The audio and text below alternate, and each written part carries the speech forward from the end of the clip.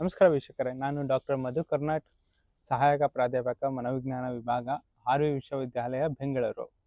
ವೀಕ್ಷಕರೇ, ನೀವು ನಮ್ಮ ಸಾಕಷ್ಟು ವಿಡಿಯೋಗಳನ್ನ ನೋಡ್ತಾ ಇದ್ದೀರಾ. ಎಲ್ಲವೂ ಕೂಡ ಮನಸ್ಸಿಗೆ ಸಂಬಂಧಪಟ್ಟಂಥ ಅಥವಾ ಮಾನಸಿಕ ಆರೋಗ್ಯಕ್ಕೆ ಸಂಬಂಧಪಟ್ಟಂಥ ವಿಡಿಯೋಗಳಾಗಿರ್ತವೆ. ಸೊ ನಾವು ಒಂದು ವಿಡಿಯೋದಲ್ಲಿ ಒತ್ತಡದ ಬಗ್ಗೆ ಮಾತಾಡ್ತಾ ಇದ್ವಿ. ಹಾಗೆ ಈ ಒತ್ತಡಕ್ಕೆ ಕಾರಣ ಆಗುವಂಥ ಒಂದು ಪ್ರಮುಖ ಅಂಶ ಅಂತಂದರೆ ಹಣಕಾಸಿನ ವ್ಯವಹಾರಗಳು, ಅಂದರೆ ಫೈನಾನ್ಷಿಯಲ್ ಆಸ್ಪೆಕ್ಟ್ಸ್ಗಳು. ಈ ಫೈನಾನ್ಷಿಯಲ್ ಆಸ್ಪೆಕ್ಟ್ಸ್ ವಿಚಾರವಾಗಿ ನಾವು ನಮ್ಮ ಸ್ನೇಹಿತರಾದಂಥ ಗುರುಚರಣ್ ಅವರು ಚಾರ್ಟರ್ಡ್ ಅಕೌಂಟೆಂಟ್ ಆಗಿ ಕೂಡ ಕೆಲಸ ಮಾಡ್ತಾ ಇದ್ದಾರೆ. ನಾವು ಅವ್ರ ಹತ್ರ ಒಂದಷ್ಟು ಮಾಹಿತಿ ಪಡ್ಕೊಳ್ಳೋಣ ಅಂಥೇಳಿ ನಾವು ಇವತ್ತು ಅವರೊಟ್ಟಿಗೆ ಇದ್ದೀವಿ. ಸರ್, ನಮಸ್ಕಾರ ಸರ್. ನಮಸ್ತೆ. ನಮ್ಮ ಕಾರ್ಯಕ್ರಮಕ್ಕೆ ಸ್ವಾಗತ. ನಮಸ್ತೆ. ಗುರುಚರಣ್ ಅವ್ರ ಬಗ್ಗೆ ಹೇಳಬೇಕು ಅಂತಂದರೆ, ಅವರು ತಮ್ಮ ಡಿಗ್ರಿ ನಂತರ ಚಾರ್ಟರ್ಡ್ ಅಕೌಂಟೆಂಟ್ ಎಕ್ಸಾಮಲ್ಲಿ ಉತ್ತೀರ್ಣರಾದಮೇಲೆ ಸಾಕಷ್ಟು ವಿದ್ಯಾಸಂಸ್ಥೆಗಳಲ್ಲಿ ಅವರು ಉಪನ್ಯಾಸಕರಾಗಿ ಕೂಡ ಕೆಲಸ ಮಾಡೋದ್ರ ಜೊತೆಗೆ ಅವರ ಸ್ವಂತ ಖಾಸಗಿಯಾಗಿ ಅವರು ಕೂಡ ತಮ್ಮ ಮಾರ್ಗದರ್ಶನಗಳನ್ನ ಸಾಕಷ್ಟು ಜನಕ್ಕೆ ಕೊಡ್ತಾ ಇದ್ದಾರೆ. ಈಗಲೂ ಕೂಡ ಅವರು ತಮ್ಮದೇ ಆದಂಥ ಒಂದು ಫರ್ಮ್ನ ಶುರು ಮಾಡಿ ಅದರಲ್ಲಿ CA ಆಗಿ ಸಾಕಷ್ಟು ಕಂಪ್ನಿಗಳಿಗೆ ಮಾರ್ಗದರ್ಶನ ಕೊಡ್ತಾ ಇದ್ದಾರೆ. ಸರ್,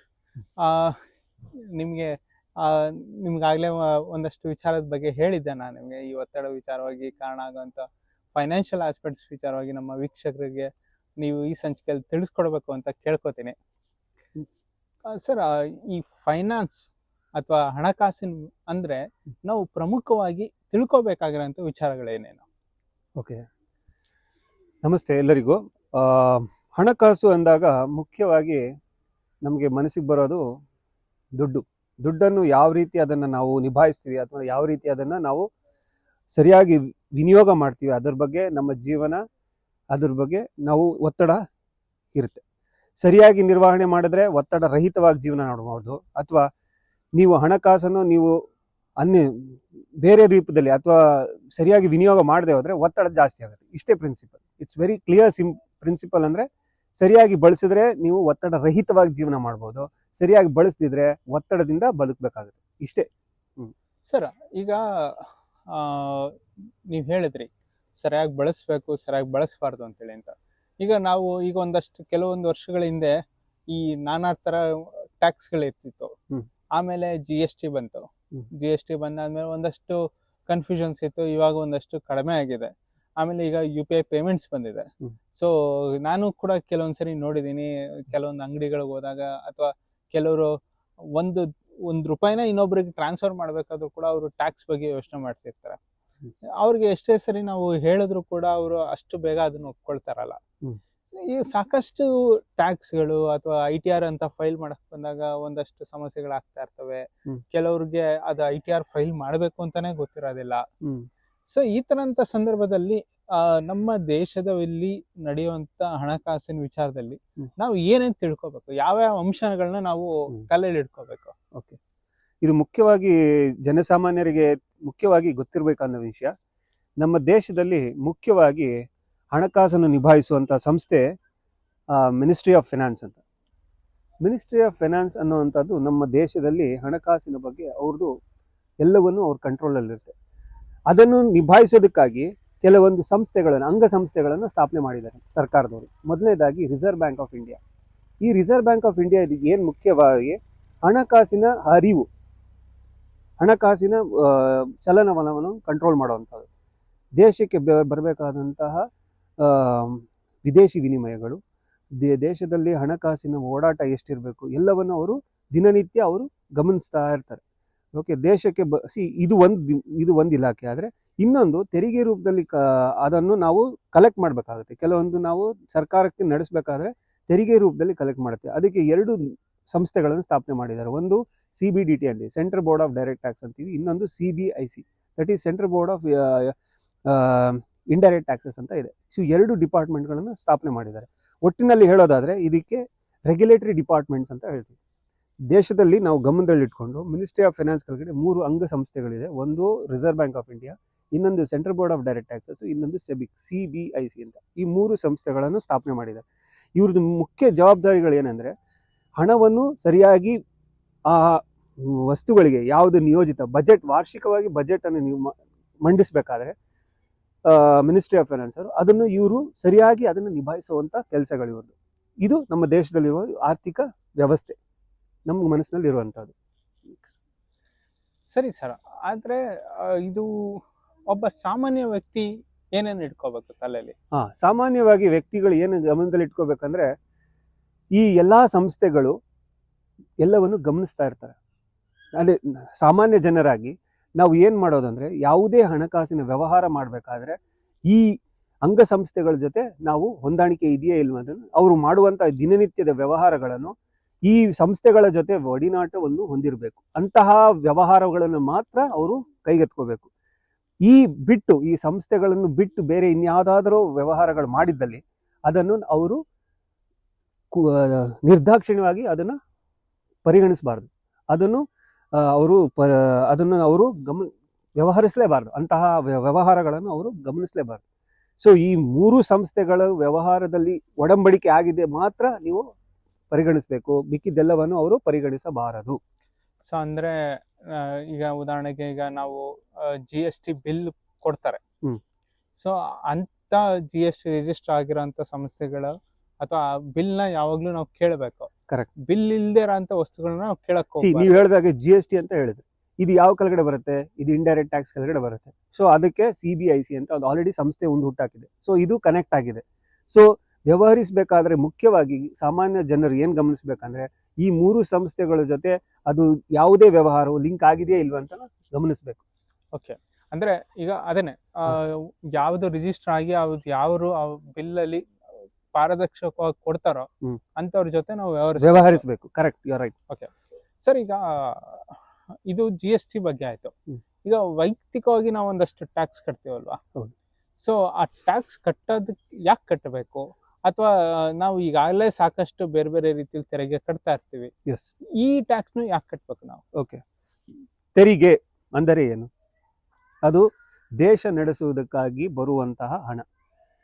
ನಾವೆಲ್ಲ ಸಾಮಾನ್ಯ ಜನರು ಏನು ತೆರಿಗೆ ಕಟ್ತೀವೋ ಅದೇ ಸರ್ಕಾರಕ್ಕೆ ಹೋಗುವಂಥದ್ದು. ಸರ್ಕಾರ ಅದನ್ನು ಗ್ರಹಣೆ ಮಾಡಿ ಅಥವಾ ಅದನ್ನು ಶೇಖರಿಸಿ ಎಲ್ಲ ಸಂಸ್ಥೆಗಳು ಅಥವಾ ಎಲ್ಲ ಜನರ ಸೇವೆಗಾಗಿ ಬಳಸುವಂಥದ್ದು. ಉದಾಹರಣೆಗೆ ಒಂದು ಬ್ರಿಡ್ಜ್ ಕಟ್ಟೋದಾಗ್ಲಿ ಅಥವಾ ಫ್ಲೈಓವರ್ ಕಟ್ಟೋದಾಗ್ಲಿ, ಪೊಲೀಸ್ ಅವರಿಗೆ ಸಂಬಳ ಕೊಡೋದಾಗ್ಲಿ ಅಥವಾ ಮಿಲಿಟರಿಗೆ ಕೊಡೋದಾಗ್ಲಿ, ಇನ್ಯಾವುದಾದರೂ ದೇಶ ಸೇವೆ ಅಥವಾ ಜನಸಾಮಾನ್ಯರಿಗೆ ಅವರು ಡ್ಯಾಮ್ ಕಟ್ಟೋದಾಗ್ಲಿ, ಇದೆಲ್ಲ ಎಲ್ಲಿಂದ ಬರಬೇಕು ಹಣ? ಸರ್ಕಾರಕ್ಕೆ. ನಾವು ಕೊಡುವಂತಹ ತೆರಿಗೆಯಿಂದನೇ ಅದು ಶೇಖರಣೆ ಆಗಿ ಅದು ಜನರಿಗೆ ಕೊಡುವಂಥದ್ದು.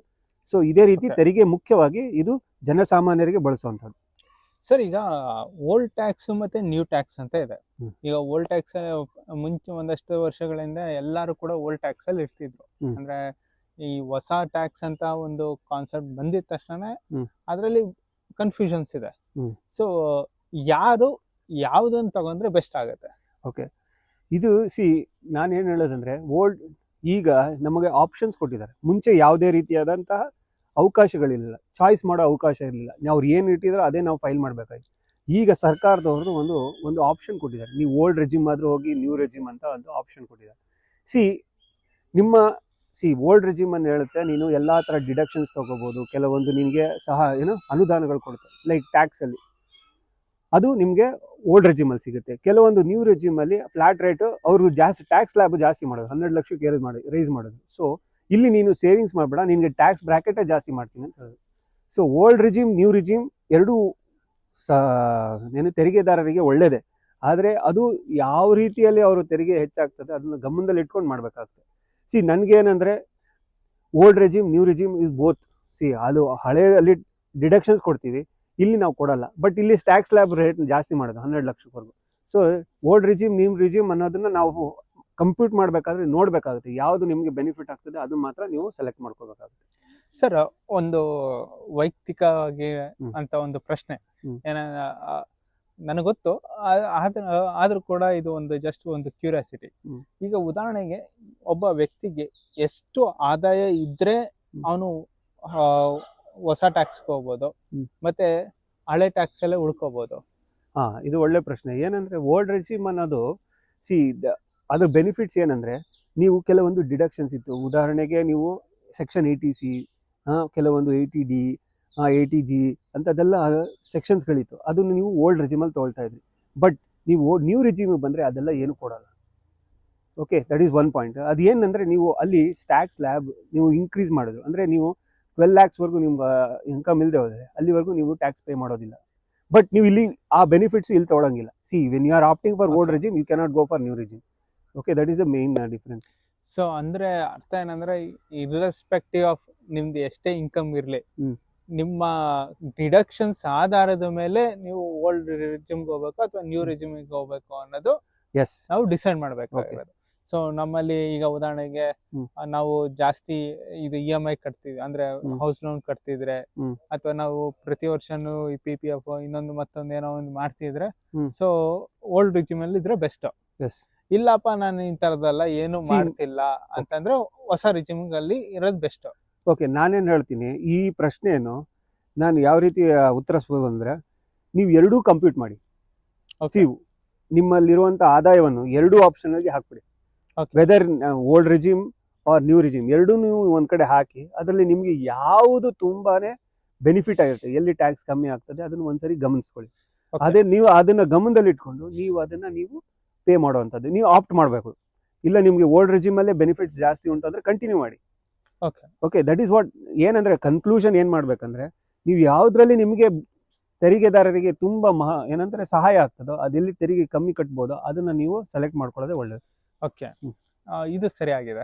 This is more feasible. ನಾನು ಅದಕ್ಕೆ ನೀವು ಇಮಿಡಿಯೇಟ್ ಆಗಿ ನಿಮ್ಮ ಟ್ಯಾಕ್ಸ್ ಕನ್ಸಲ್ಟೆಂಟ್ ಅಥವಾ ಏನು ಟ್ಯಾಕ್ಸ್ ತೆರಿಗೆದಾರರು ಇರ್ತಾರಲ್ಲ, ನಿರ್ವಾಹಕರಿಗೆ ಹೋಗಿ ನೀವು ಸಂಪರ್ಕಿಸಬೇಕು.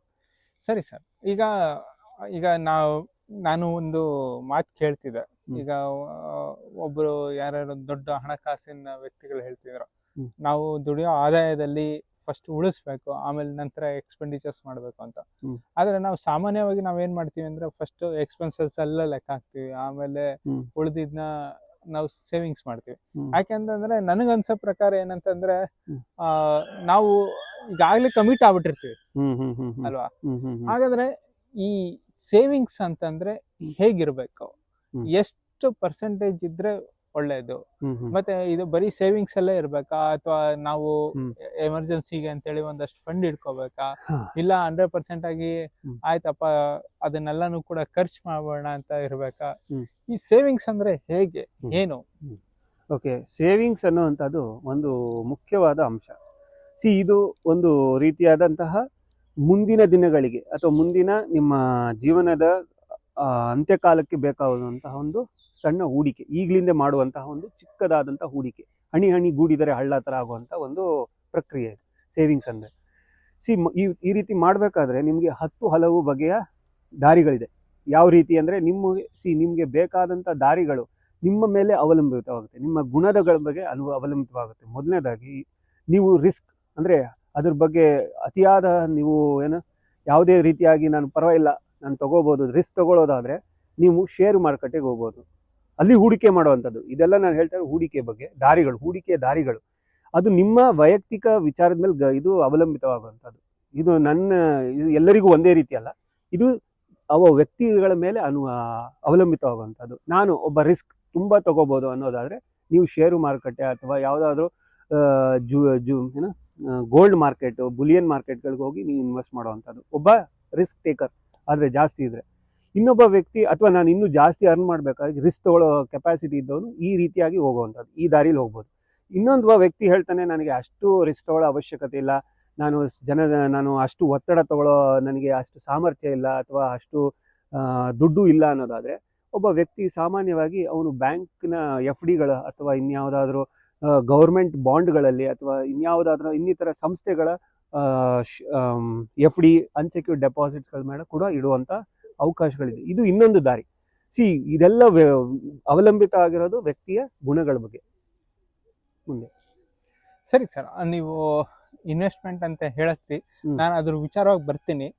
ನನ್ನ ಸ್ನೇಹಿತ ಒಬ್ಬ ಹೇಳ್ತಿದ್ದ, 100 ರೂಪಾಯಿ ಗಳಿಸಿದ್ರೆ ಅದರಲ್ಲಿ 70 ಭಾಗ ನೀನು ಎಕ್ಸ್ಪೆನ್ಸಸ್ ಮಾಡ್ಬೇಕು, 20 ಭಾಗ ಸೇವಿಂಗ್ಸ್ ಮಾಡ್ಬೇಕು, ಇನ್ನು 10 ಭಾಗ ಏನಂತ ಎಮರ್ಜೆನ್ಸಿ ಫಂಡ್ ಅಂತ ಇಡಬೇಕು ಅಂತೇಳಿ ಅಂತ.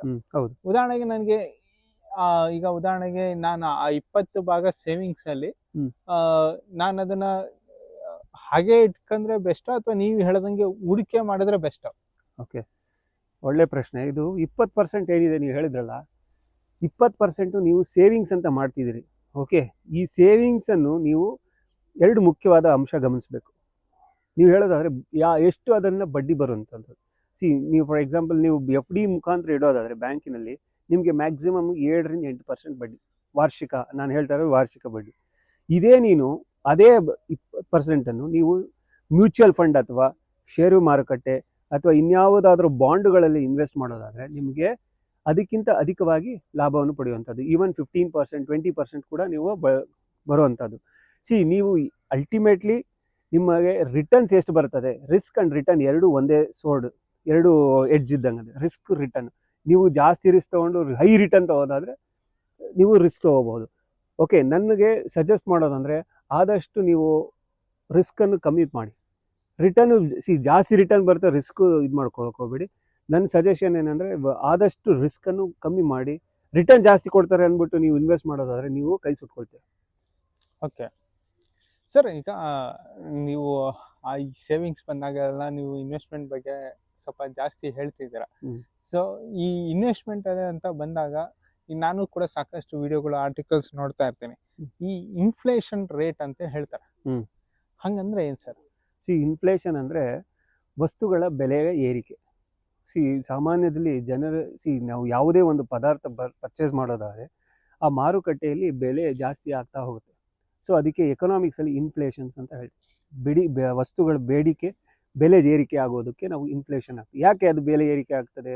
ಅಲ್ಲಿ ಹೂಡಿಕೆ ಅಂದರೆ ಜನರ ಡಿಮಾಂಡ್ ಜಾಸ್ತಿ ಆದಂಗೆ ಆ ಬೆಲೆಗಳ ವಸ್ತುಗಳ ಬೆಲೆ ಏರಿಕೆ ಆಗ್ತಾ ಹೋಗ್ತದೆ. ಇದರಲ್ಲಿ ಎಕ್ಸ್ಟರ್ನಲ್ ಫ್ಯಾಕ್ಟರ್, ಇಂಟರ್ನಲ್ ಫ್ಯಾಕ್ಟರ್ ಅಂದರೆ ಒಳಗಿನ ಕಾರಣಗಳು ಇರ್ತದೆ, ಹೊರಗಿನ ಎಕ್ಸ್ಟರ್ನಲ್ ಫ್ಯಾಕ್ಟರ್ಸ್ ಅಂತಲೂ ಹೇಳ್ತೀವಿ. ಹೊರಗಿನ ಕಾರಣಗಳು ಹೇಳೋದಾದರೆ ಯಾವುದಾದ್ರೂ ಸರ್ಕಾರಗಳು ಹೂಡಿಕೆ ಅಂದರೆ ಸರ್ಕಾರಗಳು ಮಾಡುವಂಥ ನಿಯಮಗಳು ಅದ್ರ ಮೇಲೆ ಅವಲಂಬಿತವಾಗುವಂಥದ್ದು. ಫಾರ್ ಎಕ್ಸಾಂಪಲ್, ಒಂದು ಪದಾರ್ಥಗಳು ಸಡನ್ನಾಗಿ ಗೌರ್ಮೆಂಟ್ ಹೇಳಿದ್ರೆ ನಿಷೇಧ ಮಾಡಿದಾಗ ಅಥವಾ ಅದ್ರ ಮೇಲೆ ತುಂಬ ಕಂಟ್ರೋಲ್ಸ್ ತಂದಾಗ ಬೆಲೆ ಏರಿಕೆ ಆಗ್ತದೆ.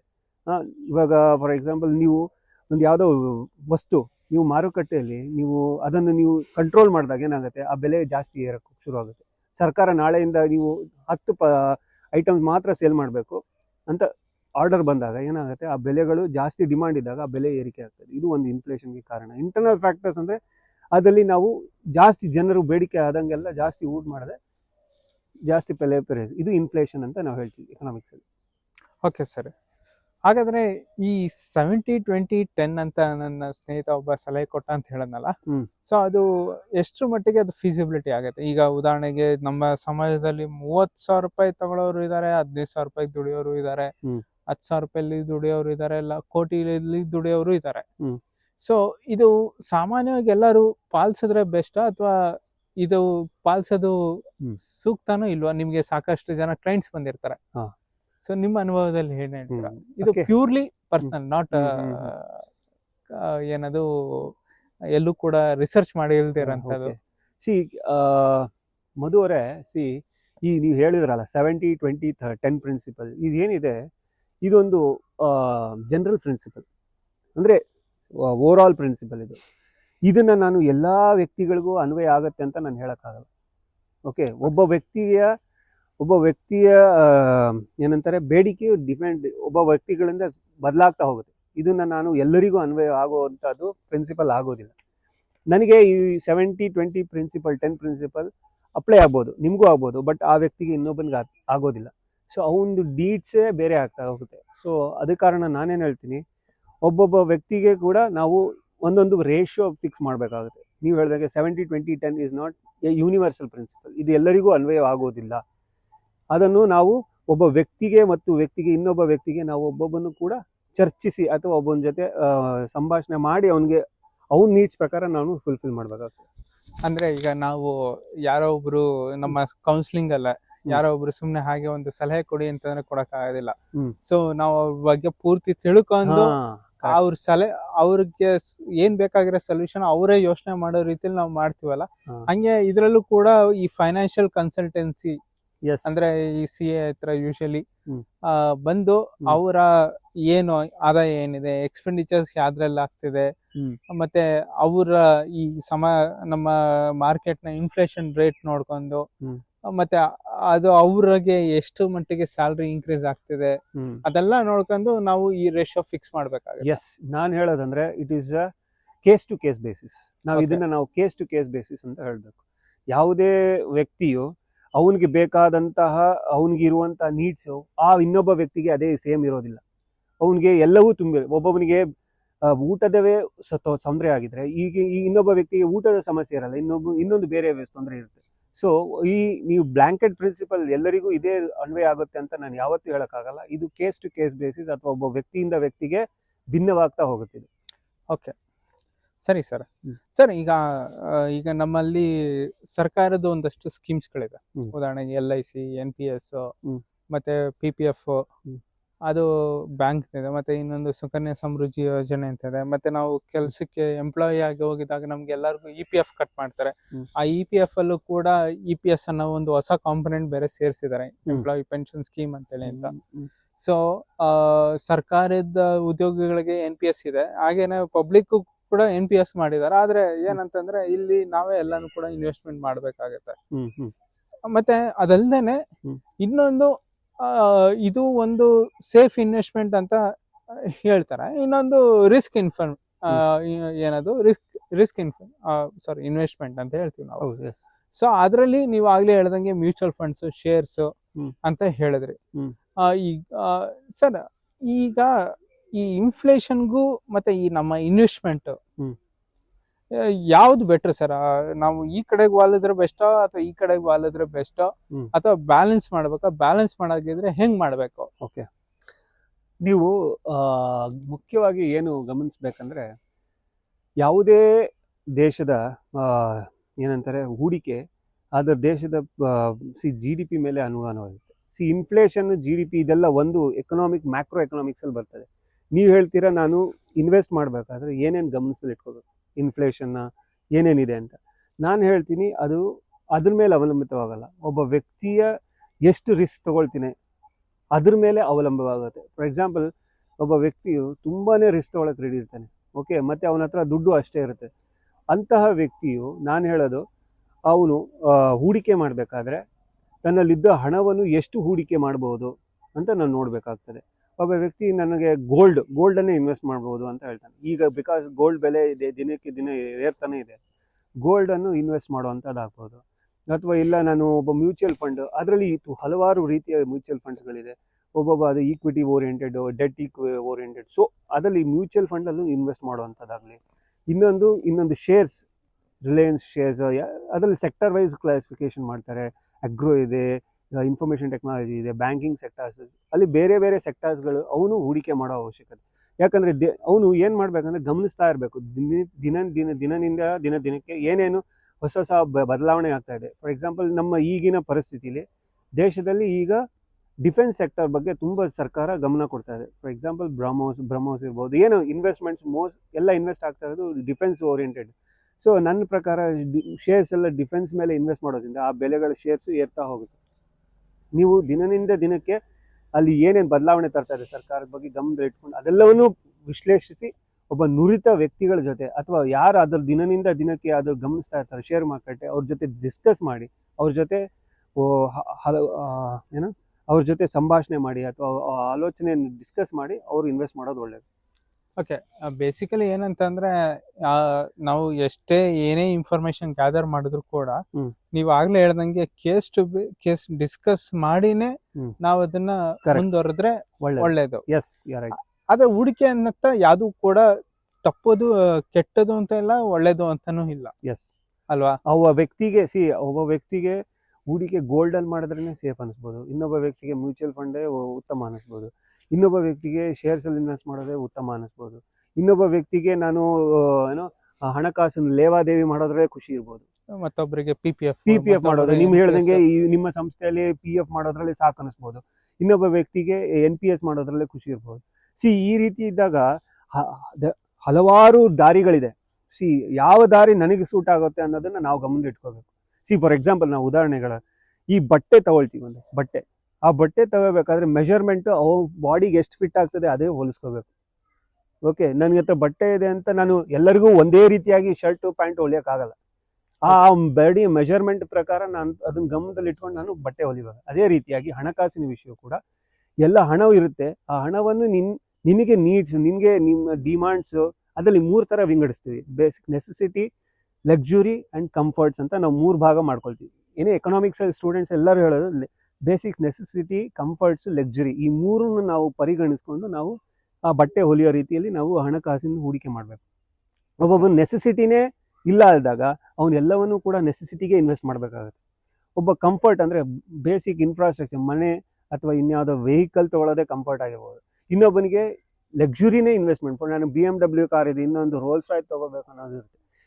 ಈ ಎಲ್ಲವನ್ನೂ ಅವಲಂಬಿತ ಆಗುವಂಥದ್ದು ಈ 3 ಪ್ರಿನ್ಸಿಪಲ್: ನೆಸೆಸಿಟಿ, ಕಂಫರ್ಟು, ಲಕ್ಸುರಿ. ಈ ಮೇಲೆ ಒಬ್ಬ ವ್ಯಕ್ತಿಯ ನೀಡ್ಸ್ ಅನ್ನು ನಾವು ಫುಲ್ಫಿಲ್ ಮಾಡೋದು. ಅಂದ್ರೆ ನಮ್ಮ ಆಸ್ಕೆ ಹೆಂಗಿರುತ್ತೆ ಅದರಷ್ಟು ಕಾಲ್ ಚಾಚೋದ್ರ ಜೊತೆಗೆ ನಮ್ಮ ಅವಶ್ಯಕತೆ ಏನು ಅಂತೇಳಿ ಕೂಡ ಅರ್ಥ ಮಾಡ್ಕೋಬೇಕು.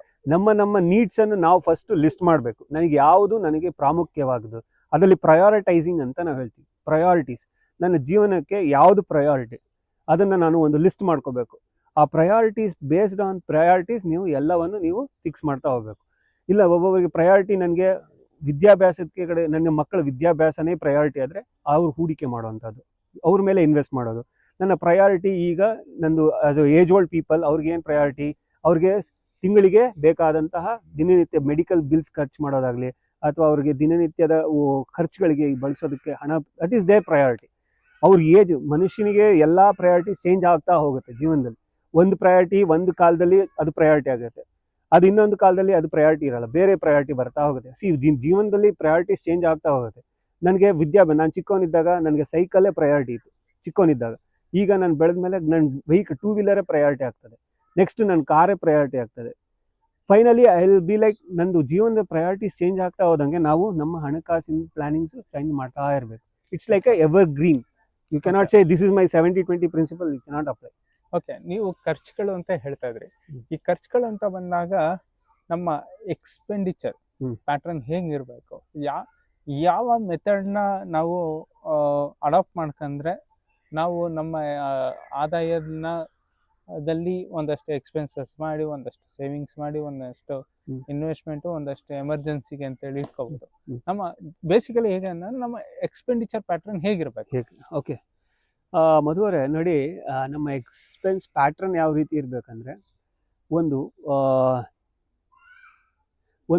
ಒಂದು ಬಗೆಯ ಒಂದು ಚಾರ್ಟ್ ಮಾಡ್ಕೋಬೇಕು. ನಾನು ಹೇಳಿದಾಗೆ ಯಾವುದೇ ನಿಮ್ಮ ಫುಲ್ ಒಂದು ಏನೇನೆ ತಿಂಗಳಿಗೆ ಖರ್ಚು, ಅದಕ್ಕೆ ನಾವು ಒಂದು ಚಾರ್ಟ್ ಮಾಡ್ಕೋಬೇಕಾಗುತ್ತೆ. ಅದರಲ್ಲಿ ನೀವು ಲಿಸ್ಟ್ ಪ್ರಯಾರಿಟೀಸ್ ಎಲ್ಲ ಫಿಕ್ಸ್ ಮಾಡಿದ್ಮೇಲೆ ನನಗೆ ಈ ತಿಂಗಳು ಎಷ್ಟೆಷ್ಟು ಖರ್ಚಾಗ್ತಾ ಹೋಗುತ್ತೆ, ಬೆಳಿಗ್ಗೆಯಿಂದ ಹಾಲಿನ ಪೇಪರ್ ಖರ್ಚಿಂದ ಹಿಡಿದು ಮಲಗುವವರೆಗೂ ಏನೇನು ಒಂದು ಎಲ್ಲವನ್ನು ಲಿಸ್ಟ್ ಮಾಡಬೇಕಾಗ್ತದೆ. ನಾನು ಬೆಳಿಗ್ಗೆ ಎದ್ದ ತಕ್ಷಣ ನನಗೊಂದು ನ್ಯೂಸ್ ಪೇಪರು, ಮಿಲ್ಕ್, ಹಾಲು, ಅಲ್ಲಿಂದ ಶುರು ಆಗ್ತದೆ ದಿನನಿತ್ಯದ ಖರ್ಚುಗಳು. ನೆಕ್ಸ್ಟು ನಾನು ಈಚೆ ಓಡಾಡೋದಕ್ಕೆ ಪೆಟ್ರೋಲು, ಅದಾದ ನಂತರ ಮಧ್ಯಾಹ್ನ ಊಟದ್ದು, ರಾತ್ರಿ ಊಟದ್ದು, ಮತ್ತು ಬಳಸುವಂಥ ದಿನ ಇಂಟರ್ನೆಟ್ಟು, ಮೊಬೈಲ್ ಚಾರ್ಜಸ್ಸು, ಇದೆಲ್ಲವನ್ನು ನಾನು ಒಂದು ಲಿಸ್ಟ್ ಮಾಡ್ತಾ ಹೋಗಬೇಕು. ಇದು ದಿನಕ್ಕಾದರೆ ಇದೇ ರೀತಿಯಾಗಿ ನಾನು ತಿಂಗಳು 15 ಡೇಸು 10 ಡೇಸು ಹಾಗೆ ಒಂದು ಚಾರ್ಟ್ ಮಾಡ್ತಾ ಹೋಗಿ ಕೆಲವೊಂದು ನಮ್ಮದು ಬಜೆಟ್ ಮಾಡ್ಕೋಬೇಕಾಗ್ತದೆ. ಈ ಬಜೆಟ್ ಫಿಕ್ಸ್ ಮಾಡಬೇಕಾದ್ರೆ ನನಗೆ ಬರುವಂಥ ಆದಾಯವೆಷ್ಟು, ಆ ಆದಾಯದಲ್ಲಿ ಪ್ರಯಾರಿಟೀಸ್ ಫಿಕ್ಸ್ ಮಾಡಿ, ಎಲ್ಲೆಲ್ಲಿ ನಾನು ಖರ್ಚನ್ನು ನಾನು ಕಮ್ಮಿ ಮಾಡ್ಬೋದು ಅನ್ನೋದನ್ನು ನೀವು you have to prioritise. For example, ನಾನು ತಿಂಗಳಿಗೆ 3 ಫಿಲಮ್ ನೋಡೋದಾದರೆ ಐನಾಕ್ಸಲ್ಲಿ ಅಥವಾ ಭಾರತ್ ಸಿನಿಮಾದಲ್ಲಿ ನೋಡೋದಾದರೆ 150 ರೂಪಾಯಿ ಕೊಟ್ಟಬೇಕಾಗುತ್ತೆ 3 ಫಿಲಮ್. ಅದನ್ನು ನಾನು 1 ಫಿಲಮಿಗೆ ತಂದ್ಬೋದಾ ಅಥವಾ ನೆಟ್ಫ್ಲಿಕ್ಸ್ಗೆ ಹೋಗ್ಬೋದಾ? ಅಲ್ಲಿ ಅದೇ ಖರ್ಚಿಗೆ ನಾನು 450 ರೂಪಾಯಿ 500 ರೂಪಾಯಿ ಖರ್ಚು ಮಾಡೋದಾದ್ರೆ ಥಿಯೇಟ್ರಿಗೆ, ತಿಂಗಳಿಗೆ 300 ರೂಪಾಯಿ ಕೊಟ್ಟರೆ ನೆಟ್ಫ್ಲಿಕ್ಸ್ ಹಾಕ್ಕೊಂಡ್ರೆ ನಾನು 50 ಫಿಲಮ್ ನೋಡ್ಬೋದು. This is what we call it. ಅದು ಯಾವ ರೀತಿ ಹಣಕಾಸಿನ ನಿರ್ವಹಣೆ ಬಗ್ಗೆ ಒಂದೊಂದು ಖರ್ಚು, ಒಂದೊಂದು ವಿಷಯದ ಬಗ್ಗೆ ಡ್ರಿಲ್ ಡೌನ್ ಮಾಡಬೇಕಾಗುತ್ತೆ. ಈ ಖರ್ಚು ನಾನು ಮಾಡಲೇಬೇಕಾ, ಮಾಡೋದಾದರೆ ಇದನ್ನು ನಾನು ಮುಂದೂಡ್ಬೋದಾ ಅಥವಾ ನಾನು ಕಟ್ ಮಾಡಲೇಬೋದಾ ಅಂತ ನೀವು ಒಂದೊಂದು ಖರ್ಚಿಗೂ ನೀವು ಗಮನದಲ್ಲಿಟ್ಕೊಂಡು ಆದಷ್ಟು ಒಂದೊಂದು ವಿಷಯಕ್ಕೂ ನೀವು ಒಂದು ಚಿಕ್ಕ 1 ರೂಪಾಯಿ ಖರ್ಚು ಮಾಡಬೇಕಾದ್ರೂ 1000 ಸರಿ ಯೋಚನೆ ಮಾಡಿ, ಇದು ನನಗೆ ಈ ಖರ್ಚಿಂದ ಏನೋ ಲಾಭ ಆಗ್ತದಾ ಅಥವಾ ಇದರಿಂದ ನಾನು, ಆವಾಗ ನಿಮಗೆ ಎಲ್ಲ ಕಂಟ್ರೋಲಿಗೆ ಬಂದ್ಬಿಡುತ್ತೆ. ನೀವು ಹೇಳಿದಾಗೆ ಹಣಕಾಸಿನ ಕಂಟ್ರೋಲ್ ಯಾವ ರೀತಿ ತರ್ಬೋದಾದರೆ, ನೀವು 1 ರೂಪಾಯಿ ನೀವು ಖರ್ಚು ಮಾಡುವಾಗ ಇದನ್ನು ನಾನು ಮಾಡೋದ್ರಲ್ಲಿ ನನಗೆ ಲಾಭ ಇದೆಯಾ ಅಥವಾ ಈ ಖರ್ಚು ನನಗೆ ಸಹಾಯ ಮಾಡುತ್ತಾ, ಯಾವ ರೀತಿ ಅದನ್ನು ನೀವು ಗಮನದಲ್ಲಿ ಇಟ್ಕೊಂಡು ಮಾಡೋದಾದರೆ ಎಲ್ಲವೂ ಕಂಟ್ರೋಲಿಗೆ ಬರುತ್ತೆ. ಅಂದರೆ ನನಗೆ ಅರ್ಥ ಆಗಿದ್ನ ಈ ಥರ ಹೇಳ್ಬೋದಾ? ಈಗ ಒಂದು ವಸ್ತು ಇರುತ್ತೆ, ಆ ವಸ್ತುನು ನನಗೆ ಎಷ್ಟರ ಮಟ್ಟಿಗೆ ಅದರ ಅವಶ್ಯಕತೆ ಇದೆ, ಅದು ಇವತ್ತಿದೆಯೋ ಇನ್ನೊಂದ್ ಸ್ವಲ್ಪ ದಿವಸ ಆದ್ಮೇಲೆ ಇದೆಯೋ ಅಥವಾ ಇನ್ಯಾವತ್ತೋ ಒಂದ್ ದಿವಸ ಇದೆಯೋ ಅನ್ನೋದು ನಾವು ಫಸ್ಟ್ ಅರ್ಥ ಮಾಡ್ಕೋಬೇಕು. ಸೊ ಆಮೇಲೆ ಅದು ಅದರ ರೇಟ್ ಎಷ್ಟು, ಮತ್ತೆ ನನ್ನ ಹತ್ರ ಎಷ್ಟಿದೆ ಸಂಬಳ, ಅಥವಾ ನನ್ನ ಹತ್ರ ಹಣಕಾಸು ಎಷ್ಟಿದೆ ಅನ್ನೋದ್ರ ಮೇಲೂ ಕೂಡ ಅದನ್ನ ಡಿಸೈಡ್ ಮಾಡ್ಬೇಕಾಗಿದೆ, ಹೌದಲ್ವಾ? ನನಗೆ ಸಿಂಪಲ್ ಆಗಿ ಹೇಳೋದಂದ್ರೆ ಆಸೆಗಳನ್ನು ಕಮ್ಮಿ ಮಾಡಿ. ಆಸೆಗಳು ಫುಲ್ ಬಿಟ್ಬಿಡಿ ಅಂತ ಹೇಳ್ತಾ ಇಲ್ಲ, ಆಸೆಗಳು ಕಮ್ಮಿ ಮಾಡಿ. ಫಾರ್ ಎಕ್ಸಾಂಪಲ್ ನಾನು ಉದಾಹರಣೆ ಹೇಳಿದೆ, ಸಿನಿಮಾ ಥಿಯೇಟ್ರಿಗೆ ಹೋಗ್ತೀವಿ, ಒಬ್ಬ ಅದೇ ಕಾಂತಾರ ಮೂವಿ 300 ರೂಪಾಯಿ ಆದರೆ ನಾನು ಮನೆಗೆ ಬಂದು ಪ್ರೈಮ್ ವಿಡಿಯೋದಲ್ಲಿ ನೋಡಿದ್ರೆ 100 ರೂಪಾಯಿ ಪ್ರೈಮ್. ಇದೇ ನಾನು ಎರಡೂ ಒಂದೇ ನೋಡ್ತಾ ಇದ್ದೀನಿ. ಅದನ್ನ ನಾನು 300 ರೂಪಾಯಿ ಕೊಟ್ಟು ನೋಡೋದ್ರಲ್ಲಿ ಇದಿದೆಯೋ ಅಥವಾ 200 ರೂಪಾಯಿ ಕೊಟ್ಟು ನೋಡೋದ್ರಲ್ಲಿ ನೀವು ಗಮನದಲ್ಲಿ ಇಟ್ಕೋಬೇಕು. ಯಾವುದೇ ನಾನು ಸಾಮಾನ್ಯ ಜನರಿಗೆ ಮಾತಾಡೋದ್ರಿಂದ ಇದನ್ನ ಅವರು ಗಮನದಲ್ಲಿ ಇಟ್ಕೋಬೇಕು. ಈ ಖರ್ಚು ನಾನು ಮಾಡೋದಾದ್ರೆ ಇದನ್ನ ನಾನು ಯಾವ ರೀತಿ ಸೇವ್ ಮಾಡ್ಬೋದು. ಅದೇ 300 ರೂಪಾಯಿ ನಾನು ಹೂಡಿಕೆ ಅಥವಾ ತಿಂಗಳಿಗೆ 500 ರೂಪಾಯಿ ಅಷ್ಟು ನಾನು ಒಂದು SIP ಅಂತಾರೆ, ಸಿಂಪ್ಲಿ ಸಿಸ್ಟಮ್ಯಾಟಿಕ್ ಇನ್ವೆಸ್ಟ್ಮೆಂಟ್ ಮಾಡೋದ್ರಿಂದ ಈ 500 ರೂಪಾಯಿನ ನಾನು ಯಾವ ರೀತಿ ಅದನ್ನ ನಾನು ಮಲ್ಟಿಪ್ಲೈ ಮಾಡ್ಬೋದು. ಅದನ್ನ ಅದೇ 300 ರೂಪಾಯಿ ಬಳಸೋದಾದ್ರೆ ಈ 300 ತಿಂಗಳು 500 ರೂಪಾಯಿ ಖರ್ಚು ಮಾಡೋದನ್ನ ಸೇವ್ ಮಾಡ್ತಾ ಹೋದ್ರೆ ಯಾವ ರೀತಿ ಅದನ್ನ ನಾನು ವಾರ್ಷಿಕವಾಗಿ ಮಲ್ಟಿಪ್ಲೈ ಮಾಡ್ಬೋದು. ಆದಷ್ಟು ಖರ್ಚನ್ನು ಕಮ್ಮಿ ಮಾಡ್ತಾ ಹೀಗೆ ಸಿಸ್ಟಮ್ಯಾಟಿಕ್ ಇನ್ವೆಸ್ಟ್ಮೆಂಟ್ ಪ್ಲಾನ್ ಮಾಡಿ ಅಂತ ನಾನು ಹೇಳ್ತೀನಿ. ಓಕೆ, ಸೊ ಅನಾವಶ್ಯಕವಾದಂತ ಖರ್ಚುಗಳನ್ನ ಕಡಿಮೆ ಮಾಡಿ ಅದರಿಂದ ನಾವು ಸೇವಿಂಗ್ಸ್ ಅಂದ್ರೆ ಇನ್ವೆಸ್ಟ್ಮೆಂಟ್ ಮಾಡಿ ಅದರಿಂದ ಮತ್ತಷ್ಟು ರಿಟರ್ನ್ಸ್ ಪಡೆಯೋದ್ರ ಬಗ್ಗೆ ನಾವು ಯೋಚನೆ ಮಾಡ್ಬೇಕು. ಕರೆಕ್ಟ್. ನೀವು ಯಾವುದೇ ಖರ್ಚನ್ನು ಮಾಡ್ಬೇಕಾದ್ರೆ 2 ಸರಿ ಅಲ್ಲ 100 ಸರಿ ಯೋಚನೆ ಮಾಡಿ. ಆ ಖರ್ಚನ್ನು ಯೋಚನೆ ಮಾಡಿ 1 ರೂಪಾಯಿ ಖರ್ಚು ಮಾಡ್ಬೇಕಾದ್ರೂ ಇದನ್ನು ನಾನು ಸೇವ್ ಮಾಡ್ಬೋದಾ ಅಥವಾ ಮಾಡಬಾರ್ದಾ ಅನ್ನೋದನ್ನ ಗಮನದಲ್ಲಿ ಇಟ್ಕೊಳ್ಳಿ. ಓಕೆ ವೀಕ್ಷಕರೇ, ನೀವು ತಿಳ್ಕೊಂಡ್ರಲ್ಲ ನಮ್ಮ ಫೈನಾನ್ಷಿಯಲ್ ಆಸ್ಪೆಕ್ಟ್ಸ್ನ ನಾವು ಹೇಗೆ ಗಮನದಲ್ಲಿ ಇಟ್ಕೋಬೇಕು. ಮೊದಲನೇದಾಗಿ ಸರ್ ನೀವು ಹೇಳಿದ್ನ ಒಂದಷ್ಟು ಸಮರಿ ನಾನು ಅರ್ಥ ಮಾಡ್ಕೊಂಡಿರೋದನ್ನ ಹೇಳ್ತೀನಿ ನಾನು. ಸೊ ಫೈನಾನ್ಸ್ ಅಂತ ಇದು ಫೈನಾನ್ಷಿಯಲ್ ಆಸ್ಪೆಕ್ಟ್ಸ್ ಅಲ್ಲಿ ನಾವು ಸಾಮಾನ್ಯವಾಗಿ ನೆನಪಲ್ಲಿ ಇಟ್ಕೋಬೇಕಾಗಿರೋದು ಒಂದು ಟ್ಯಾಕ್ಸಿಂಗ್ ಆಸ್ಪೆಕ್ಟ್ಸ್ ಬಗ್ಗೆ. ಸೊ ಒಂದು ಡೈರೆಕ್ಟ್ ಟ್ಯಾಕ್ಸ್, ಒಂದು ಇಂಡೈರೆಕ್ಟ್ ಟ್ಯಾಕ್ಸ್, ಮತ್ತೆ ನಾವು ಈ ಓಲ್ಡ್ ಟ್ಯಾಕ್ಸ್ ಅಥವಾ ನ್ಯೂ ಟ್ಯಾಕ್ಸ್ ಬೇಕು ಅಂತಂದ್ರೆ ಅದರಲ್ಲಿ ನಮ್ಮ ಡಿಡಕ್ಷನ್ಸ್ ಬೇಸಿಸ್ ಮೇಲೆ ನಾವು ಅದನ್ನ ಡಿಸೈಡ್ ಮಾಡೋಂಥದ್ದು, ಇರ್ರೆಸ್ಪೆಕ್ಟ್ ಆಫ್ ಎಷ್ಟಾದ್ರೂ ಇನ್ಕಮ್ ಇರಲಿ ಅಂತ ಹೇಳಿದ.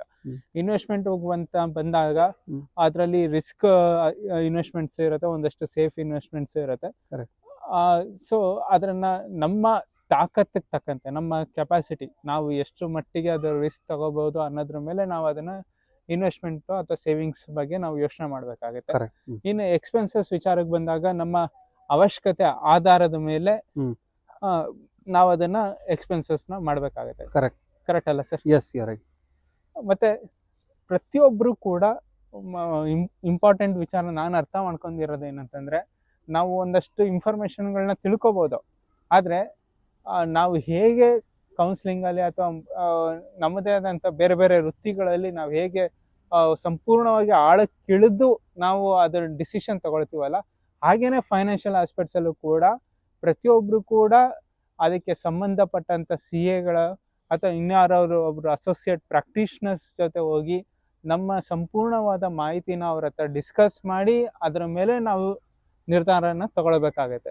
ಸೊ ನಾವೇ ಖುದ್ದಾಗಿ ನಿರ್ಧಾರ ತಗೊಳ್ಳೋದಕ್ಕಿಂತ ಹೆಚ್ಚಾಗಿ ಒಂದು ಕನ್ಸಲ್ಟೇಷನ್ ಇಂದ ನಾವು ನಿರ್ಧಾರ ತಗೊಂಡ್ರೆ ಅದು ತುಂಬಾ ಮುಖ್ಯವಾಗಿರುತ್ತೆ. ಯಾಕಂತಂದ್ರೆ ನಮ್ಮ ಪಾಸ್ಟ್ ಏನು ಅಂತ ಗೊತ್ತಿರುತ್ತೆ, ಪ್ರೆಸೆಂಟ್ ಬಗ್ಗೆ ಅನಾಲಿಸಿಸ್ ಮಾಡಿ ಫ್ಯೂಚರ್ ಹೇಗೆ ಆಗತ್ತೆ ಅನ್ನೋದು ಕೂಡ ನಾವು ನಿರ್ಧಾರ ತಗೊಳ್ಳೋಕೆ ಅದು ಸರಿ ಹೋಗುತ್ತೆ. Correct sir. ವೀಕ್ಷಕರೇ, ನಮಗೆ ಇಷ್ಟೋ ತನಕ ಫೈನಾನ್ಷಿಯಲ್ ಅಥವಾ ಹಣಕಾಸಿನ ವ್ಯವಹಾರದ ಬಗ್ಗೆ ಇಷ್ಟೋ ತನಕ ನಮ್ಮ ಜೊತೆ ಸಮಯ ಕೊಟ್ಟು ಗುರುಚರಣ್ ಅವರು ನಮಗೆ ಒಂದಷ್ಟು ಮಾರ್ಗದರ್ಶನ ಕೊಟ್ಟಿದ್ದಾರೆ. ಅವರಿಗೆ ನಾನು ನಮ್ಮ ವೀಕ್ಷಕರ ಪರವಾಗಿ ಹಾಗೆ ನಮ್ಮ ಕಡೆಯಿಂದ ನಿಮಗೆ ಹೃದಯಪೂರ್ವಕ ಧನ್ಯವಾದಗಳು ಸರ್. ಧನ್ಯವಾದ.